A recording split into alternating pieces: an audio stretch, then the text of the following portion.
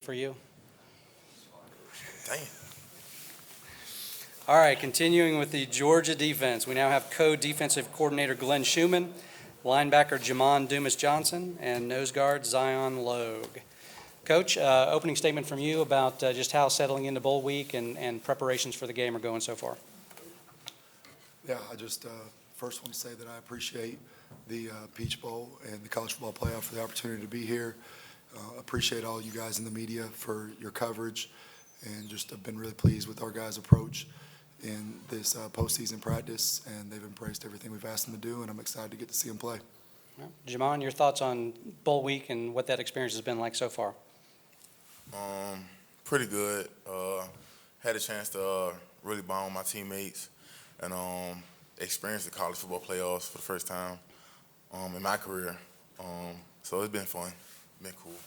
All right, Zion, you guys started off strong in winning the football feud last night, but then dropped the second one. How do you feel for the rest of the competitions? I feel very confident.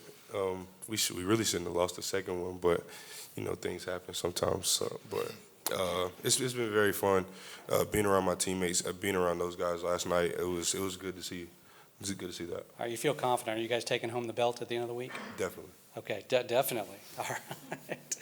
All right, let's get going. Questions for these gentlemen. All right, we'll start here in the third row on the left. Yeah, Jed May with UGAsports.com. I guess for Glenn and Jamon, one, what allows Georgia to be so successful at that inside linebacker position year in and year out? And then Glenn, just how much have you seen Jamon and Smile really grow this year stepping into such a bigger role? I think that anybody who comes to play linebacker at the University of Georgia accepts the responsibility of what that entails. And I think that there's a high standard for anybody who comes into that room. And I think those guys have been successful because they've held themselves to that standard. They're their own harshest critics a lot of the time. And they've remained humble despite having success. And I think that goes for everybody in that room. They've prepared the right way. And preparation is ultimately what leads to success, and those guys have done that the right way. All right, next question. Raise your hand. We'll get a microphone to you. Okay, let's go over here over to Cody. I was talking to the other group, and they told me it's Bloody Tuesday. It's for the players. What does that mean, and why does that help build the culture at Georgia? What would we see if we were at practice today? You see a lot of flying around, a very physical day from everybody, from offense to defense, even in the special teams. High tempo. It's going to be very fun. Jamon, please explain Bloody Tuesday. Bloody Tuesday is a day where we go after it. Just like Gio said, flying around, getting to it. A very physical day for us. Sometimes you see blood, sometimes you don't, depending on how the players go at it. But that's one of the days we get out there, play the game before the game. Tuesdays is just different in Athens. All right, Coach. I mean, Bloody Tuesday is just really about. There's a lot of first and second down in terms of what the plan is. So there's a lot of team run. There's a lot of good on good, and ultimately, I just made this statement in there with the print media, but when you look at it, it's what these guys put into it. So they embrace the fact that today has to be a physical day. There's got to be a lot of contact, and that they've really set the tone for what a Bloody Tuesday is. All right, next question. Raise your hand, please. We'll get you a microphone. Where do we go next? All right, we're going to go all the way in the back left corner.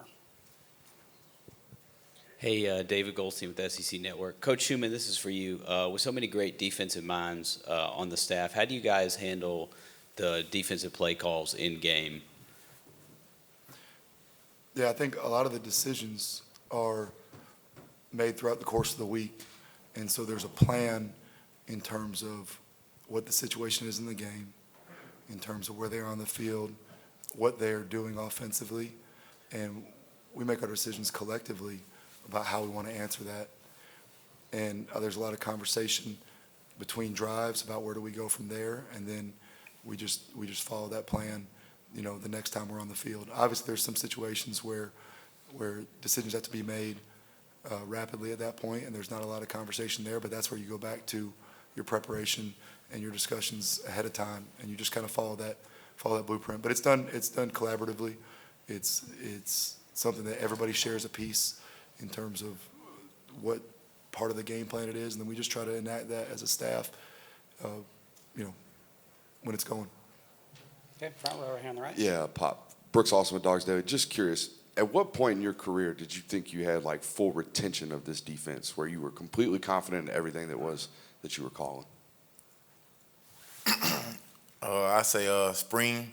Like I said in my first interview, as long as you pay attention to your first year and not lollygag, and I came here, to do what I'm doing now and possibly make it in a year or two. So that first year I took it seriously, paid attention to a lot of things, took let N'Kobe take me under his wing and teach me certain things, and I actually listened to what he was saying. And, he really just took me in and learned the defense hand to hand. And, I'm here now, and it paid off. And I give a lot of credit to him for taking me under his wing and teaching me the things he taught me. Here's Zach. Hey, Glenn. Zach Klein from Channel 2 here in Atlanta. When getting ready for this game and taking a look at CJ, was there one play, one game, one moment you're like, all right, he's different? I think in general, when you have a extremely talented player like he is, it's never one play. Consistency is what makes somebody different, right? And he's consistently accurate. He has great touch. He's a good decision maker, and he trusts his playmakers around him. And so I think that all of those traits sound easy, but they're tough to have on a consistent basis. So he's consistently accurate. He consistently has good touch and decision making, and he trusts the people around him. And I think his consistency is what makes him different. Over here, right side, Jeff. Jeff Schultz of The Athletic. For Glenn and either player, you saw how the loss last year to Alabama sort of helped motivate you guys, and I think Coach Smart's comment was recenter you guys after the loss going into the playoffs. Do you think that's any sort of concern with Ohio State, that after losing their last game out, that you might be getting their best, and does that constitute any sort of edge at all that they might have? I think that we get everybody's best shot, and I would expect in the college football playoff that we get our opponent's best shot regardless of what's happened in their season to this point. And we're really focused on making sure that we bring our best, and regardless of who we're playing. And that's kind of how we've got to where we are, and I know that our guys are preparing to play their best, and they've been motivated internally throughout. So our guys, they're motivated. I'll let them speak, but that's what we're focused on, is our motivation, our performance. I think I answered this question over in that room. I don't think it's a big thing. Last year, it was a wake-up call for us because we knew that it was a one-game season from that point on. So I think it was everybody stepped up on their conditioning. If they needed to hydrate better, they hydrated better. It was just the little things because we knew what we had to step up in Miami to get ready to go handle business in Indianapolis. So I think it was just that loss really woke some guys up and put things in perspective for us. All right, next question. Who's up next? Okay, right here on the corner. Sarah Spencer with the AJC. My question's for Glenn. I know you mentioned CJ trusting his playmakers. What stands out to you about the weapons that he has around him, from Marvin to Emeka to all the different weapons around him? I think it's a really well-rounded offense across the board. It's obviously certain guys get more of the accolades, but the receiver room is deep. That whether it's both guys outside, it's the playmakers in the slot. The tight end has done a really good job on vertical balls, and as a blocker, the running back room has been by committee, and it's been productive throughout. Everybody who's been in there has run the ball well, and I think when you look at that, and then you have a talented offensive line with great size, so it's a really well-rounded offense, and that makes it easy to trust trust the guys around you. But they each have their own skill set, but I just think it's a really well-rounded offense. Next question. All right, back here in the front row. Yeah, Brooks Austin, Dogs Daily again. Zion, I'm curious. You play a position here at Georgia that rotates a lot. How do you make sure, I guess, you're ready to go when your number's called or when your package is called? And conversely, Coach, how do you get guys to be ready to go right now when their number is called to get on the field? I think we do a great job of that throughout practice. We get guys. A lot of schools really probably don't practice the way we do. We even get our walk-ons ready. So at any time in the game, you're ready to go. But just the way we rotate, we got to get guys on and off the field. Our prep, like we try to make practice harder than the game. Like we try to make game situations in practice all the time. So when the time comes in the game when we need it, we can just revert back to our training. Coach? I think there's an understanding in the room that if you're on the field, you're a starter, and that we view everybody that way. And if we're willing to put you in the game, then, or if we're willing to prepare you to play in the game, then we're willing to put you in the game. And how much you play is based on your preparation. But we don't shy away from having strength in numbers and playing our depth and staying fresh. And I think the players embrace the fact that if a D lineman makes a play, he makes a play for the whole defense, but also for his whole unit. Same in the linebacker room and in the secondary. I think there's a lot of selfless guys that appreciate their teammates, and they're willing to share some of the success with each other. And I think that element, that helps with their preparation because they know we'll put them in and play them, and then they support each other. All right, next question, all the way back on the left. Yeah, it's Clay Hall, ABC 6 in Columbus. For Coach Schumann, CJ talked a little bit about being recruited by Georgia last year. Do you recall, and he said, they probably finished second to Ohio State. Coach, or any of the players remember, getting acquainted with him through the recruiting process, if you guys thought Georgia had a shot? I didn't really have any interactions with him because that would be something that Coach Monken and the offensive staff would have been recruiting him.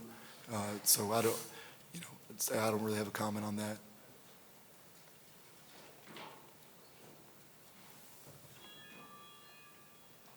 Next question. All right, while they're thinking about it, I'll throw one out. This is for all of you. So obviously you guys are deep into film study on Ohio State's offense. What team do they remind you of in the SEC that you guys are familiar with? What style of play do you think they're? I'd say two teams, Tennessee and LSU, just because those guys they'd run it a little bit too, but they can sit back in the pocket and let it fly around the field a little bit. I think we respect their quarterback just like we did those two teams. And college football respects their quarterbacks as well. So I think those are the two teams that I would stack them up against. All right, Jemima, what about you? I agree with Zion. Just the depth both of them teams had, Tennessee and LSU, compared to Ohio State.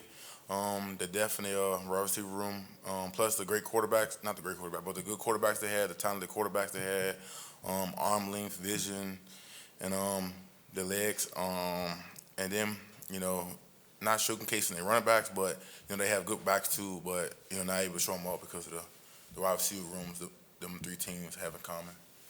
Coach, what about you? Who do they remind you of? I think it's fair because of the passing success, to make reference to those two teams. I also think they run the ball at a high level. I mean, they're running the ball for almost 200 yards a game, which Tennessee runs the ball well. I think some of there's some carryover to Florida in terms of the type of sets and run game they have as well, and some of the passing game concepts that show up there.